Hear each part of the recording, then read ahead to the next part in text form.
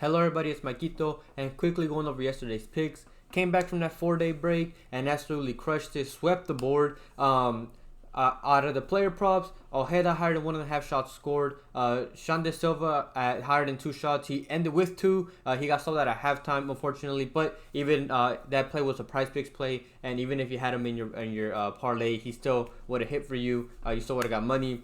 And then at 2 other plays, Rusnak higher than 1.5 shots hit, and then Derek Williams higher than 4.5 passes hit as well. And then both of the money line props hit. Atlanta versus DC higher than 2.5 goals. That one hit by halftime. I believe they had like 5 goals in the first half alone. And then I also said if you wanted to, you could also take both teams to score. That one hit as well. And then both teams to score in the Pumas versus Austin game. That was another high scoring game. That one hit as well. So absolutely crushed.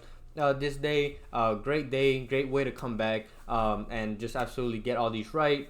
And then when it comes to the comments from last video, overwhelmingly, a lot of you guys said that you guys want Olympic games, which is perfect because there's some tomorrow. There's also some League Cup games for the tournament. When it comes to player prop wise, there wasn't that many League Cup games. There were a lot of Olympic ones. So I went ahead and found plays that I found that I liked on both sides, and then as always, if I do like any plays, I'll add them in the pinned comment in the video. But other than that, I'll just get straight into the picks. My first pick is Aimar Oroz to go higher than 0.5 shots assisted, playing for Spain, going up against the Dominican Republic. They're getting situated after the first game. He didn't get one last game, but that was because Spain only took 9 shots against Uzbekistan. I expected Spain to take more, but again, that was the first game. So I expect them to play better the second game, even though they did win.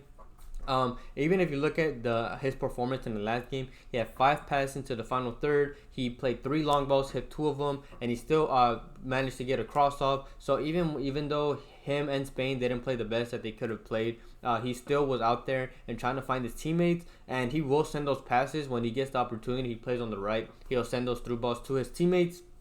And Dominican Republic allowed 13 shots against Egypt last game, and now I expect Spain to take the same, if not more, because Spain has a much better attack than Egypt. And if you look at Oroz, when he played in the normal season for his club, he averaged exactly 1 chance created in La Liga, which is a tougher league with a tougher defense. And now they're playing against the Dominican Republic, who are very likely going to probably go for the draw. I don't expect them to beat this Spain side, and they got a point in the last game versus Egypt, so they're probably going to want to go out there and get a draw again, so they can try to somehow go into the last game and try to get another draw or even a win, and then go through that way.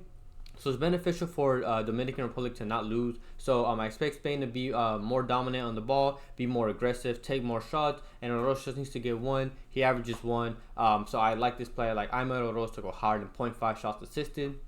My next play is Paxten Aaronson to go higher than 2.5 shots, playing for Spain, going up against New Zealand. He went over in this last game, had three shots out of the USA's 9. He took 1/3 of their shots, 3 out of 9, against a tough France defense. And New Zealand, the team they're playing against, allowed 17 shots against Guinea, and New Zealand won that game. And I'll explain why. It's because USA will be aggressive for the win because they lost the game against France, and New Zealand will fight to not lose because they won their game. So they know that USA is going to be aggressive, and they have the 3 points. So again, a draw for them will be beneficial. If they can draw, then they'll have the advantage going into the last game.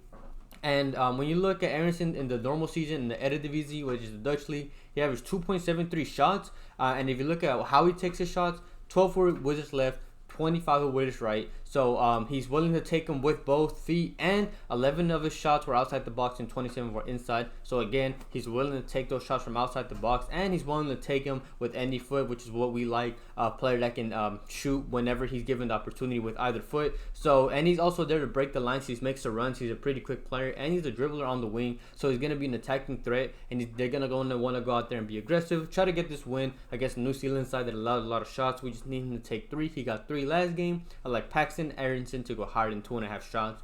And then the last player prop that I like for now is Gerónimo Rulli to go lower than 2 saves, playing for Argentina, going up against Iraq. He went under last game, only had 1 against Morocco. And Morocco as a team, that Argentina played against last game, only had 7 shots with 3 being on target, and they had 46% of the ball. And Iraq, whenever they played their game, their last game, they had 6 shots with 3 on target against Ukraine, with 38% of the ball in their favor against Ukraine. So I don't expect a lot of opportunities against Argentina. They already barely shot against Ukraine, who have now playing a tougher defense than Argentina, and they already have less possession of the ball. So they're playing a tougher defense, and Iraq won their first game, and Argentina lost theirs. So like the USA-New Zealand game, I expect a lot of USA possession and attack, and a lot of Iraq less possession and defense, and just trying to hold off Argentina. So this is one of those plays where I think it's safe. I do not think he gets 3. It's a good play. I like Gerónimo Rulli to go lower than 2 saves. I want to give a quick shout out to my partner Underdog Fantasy. You can use code Maikito, linked in the description. They'll match your first deposit up to $100. And then I also have the YouTube membership for those that are interested in that. It's for those that want to get the video before everybody else to try to avoid potential bumps and plays getting taken away. It's also a great way to support the channel if you're ever interested in doing that. And then I have my Cashapp and my Fliff linked as well. And I just want to thank anybody who supports me in any way. My first money line play is the Argentina money line against Iraq. I went over this with the Rulli pick. It's a must-win game against Iraq. Iraq were lucky to not concede 2 against Ukraine. Ukraine were playing great on the attack. They were just unlucky to not score that second goal and draw against them. And now they're playing an even better attack with against Argentina with Julian Alvarez, Almada, and Beltran. And they have to go up against a defense with Otamendi and Rulli. So it's going to be a tough time for Iraq, and I do not think they overcome this Argentina team. They might not even score a goal. I can see Argentina scoring 2, maybe 3. And they were unlucky to not tie against Morocco. They had technically tied, and then they were offside, and they took the goal away after the game and stuff like that. So Argentina were just unlucky not to tie against Morocco. Still giving credit to Morocco, they played great, but now they're playing against a weaker defense in Iraq. And again, they were lucky to barely scrape that win against Ukraine. And again, I expect a lot of Argentinian possession, and I ultimately think they're a much better team than Iraq. So they're gonna want to go out there and get the win after they lost their first one. So I like the Argentina money line against Iraq.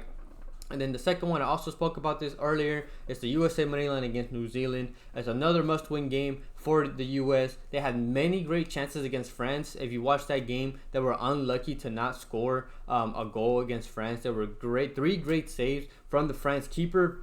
And the USA fell apart. In the first half, they were playing well. It was 0-0. In the second half, once it got to the last 30 minutes, and France got that goal from outside the box that came out of nowhere from Lacazette, they kind of just fell apart. Their momentum just kind of went away, and they were all just demoralized. So they were playing well up against this tough France attack and defense up until that second half. So I saw them play. They played well. They were just unlucky against them. And New Zealand won their first game, and they're gonna be very defensive. Again, they allowed like 17 shots against Guinea. Guinea themselves should have tied. The man of the match of that game was the New Zealand keeper against Guinea. He had 7 saves from 8 on target. So it shows that the New Zealand defense is not really there, especially when they're just trying to defend and hold on to a lead. And now they're going to go out there and hold on with the points. They're going to want to draw. So they're going to be very defensive. So I expect the USA to go out there and be aggressive. And they have decent attack with Paredes, Maguire, and Aaronson. And they have Zimmerman and Robinson at center back, who were playing really well up until, like I said, that collapsed in the second half.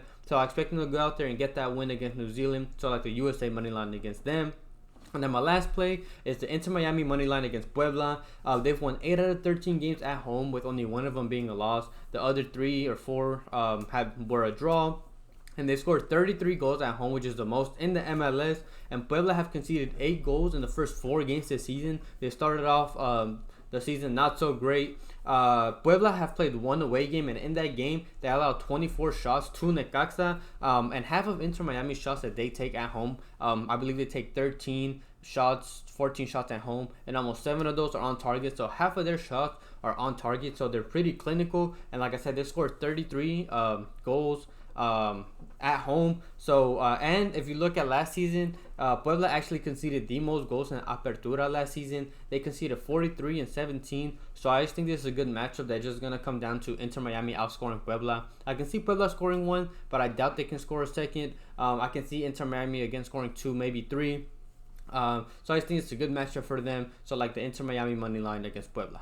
Thank you everybody for watching. If you could like the video, if you have some more time, could you comment as well? It helps boost the video out to more people. And if you could subscribe, it's free, it doesn't hurt. You can turn on notifications so you get notified when these videos come out. But other than that, hopefully we have another great day like yesterday. Like I mentioned before, if I have any other added plays, I'll drop them in the pinned comment. It'll probably be for the Leagues Cup games, because there wasn't really any other ones for the the tournament. the Olympics that I liked. So there wasn't many for Leagues Cup. They'll probably add later on in the day, and I'll be at work in the morning anyway, so I won't really have time to add any more for the Olympic games. But I'll probably add some for the Leagues Cup games. But other than that, I hope everybody has a good night, a good day. We can cash out again tomorrow.